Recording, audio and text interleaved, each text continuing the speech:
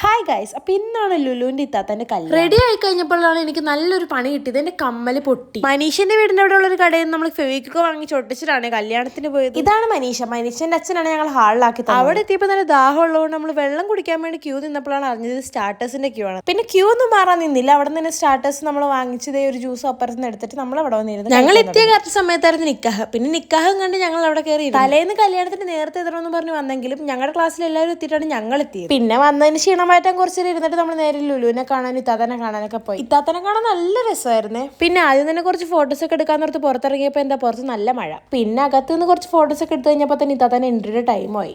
ഇതേപോലത്തെ എൻട്രിയൊക്കെ ഞാൻ റീൽസിലും വീഡിയോസിലും മാത്രം കണ്ടിട്ടുണ്ടായിരുന്നല്ലോ. എന്താ രസം, അടിപൊളിയായിരുന്നേ. പിന്നെ നല്ല മ്യൂസിക് ഡാൻസ് ഒക്കെ ഉണ്ടായിരുന്നേ. ഞങ്ങൾ എൻട്രി ഒക്കെ കഴിഞ്ഞ് ഞങ്ങൾ നേരെ ഫുഡ് കഴിക്കാനാണ് പോയത്. കഴിക്കാനായിട്ട് മട്ടൻ ബിരിയാണി, മന്തി, സദ്യയൊക്കെ ഉണ്ടായിരുന്നു. ഞാൻ വെറൈറ്റി ആയിട്ട് മന്തിയാണ് ചൂസ് ചെയ്തത്. പിന്നെ എല്ലാവരും ഫുഡ് കഴിച്ച് കാത്തിരിക്കണം നമ്മൾ കുനാഫയും കേക്കും ഐസ്ക്രീമും കഴിക്കാനായിരുന്നു. ഞാനും അത് 2 പാത്രം എടുത്ത്. പിന്നെ ഫുഡൊക്കെ കഴിച്ച് കുറച്ച് നേരം നമ്മൾ സംസാരിച്ച് പിന്നെ ബ്രൈഡിനെയും ഗ്രൂമിനാണ് ഫോട്ടോ എടുത്ത് നമ്മൾ നേരെ ഇറങ്ങി. പിന്നെ അവിടെ വെച്ച് എൻ്റെ കുറച്ച് സബ്സ്ക്രൈബേഴ്സിനെ കൂടെ കണ്ടിട്ടുണ്ട്. വേറെ ആരുമല്ല, എൻ്റെ ഫ്രണ്ട്സ് തന്നെ. അങ്ങനെ അവിടെ നിന്ന് എല്ലാവരോടും ബൈ പറഞ്ഞ് ഞങ്ങൾ നേരെ മനീഷിന്റെ വീട്ടിലോട്ടാണ് പോയത്. ഇതാണ് മനീഷിന്റെ പട്ടി ടോബി. അപ്പോൾ ഓക്കെ ഗൈസ്, ബൈ.